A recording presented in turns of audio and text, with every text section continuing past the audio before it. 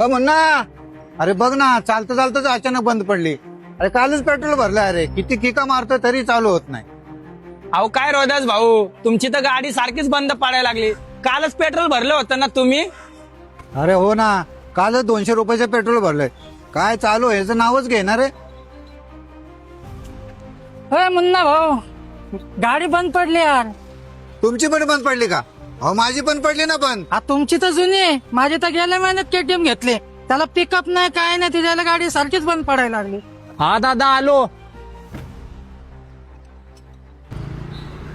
हे बघा दादांनो, प्रॉब्लेम तुमच्या गाड्यांमध्ये नाहीये तर ह्या पेट्रोल मध्ये. काय हे काय पेट्रोल डुप्लिकेट आहे काय मग? पेट्रोल डुप्लिकेट नाहीये, ही E20 पेट्रोल आहे. म्हणजे ह्याच्यात 20% इथेनॉल मिक्स आहे. अरे हा मुन्ना, आम्ही पण कालच पेपर मध्ये वाचलंय की सरकार प्रदूषण कमी करण्यासाठी पेट्रोल मध्ये इथेनॉल मिक्स करते. पण मी म्हणतोय गाड्यांचा आणि त्याचा संबंध काय आहे ना भाऊ? हे इथेनॉल हवेचं आर्द्रता म्हणजेच पाणी हे ओढून घेतं. हे बघा, पेट्रोलच्या खाली पाणी आहे आणि इंजिन मध्ये पाणी जाऊन गाडी बंद पडते.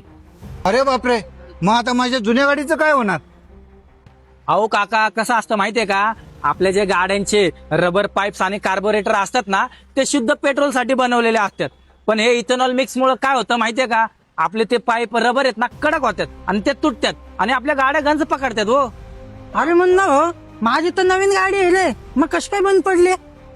अरे भाऊ, जरी तुझी गाडी नवीन असली ना तरी काय विषय, तुझी गाडी जरी E20 ला कॉम्पेटेबल असली तरी जर तुझी गाडी खूप दिवस एकाच जागी बसून जर राहिली तर त्या टाकीमध्ये पाणी होणारच आणि फ्युएल पंप जाम होईल, तुझी पण गाडी खराब होणारच ना. आपण काय नवीन गाडी चालवणं बंद करायचं काय? आता बसने प्रवास करायचा का आता?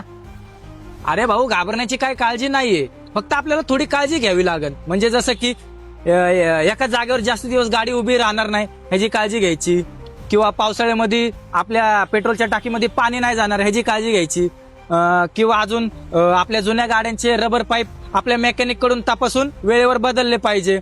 आणि मेन म्हणजे ज्या पेट्रोल पंपावर रेग्युलर गर्दी असते अशा विश्वासू पेट्रोल पंपावरूनच आपण पेट्रोल भरलं पाहिजे.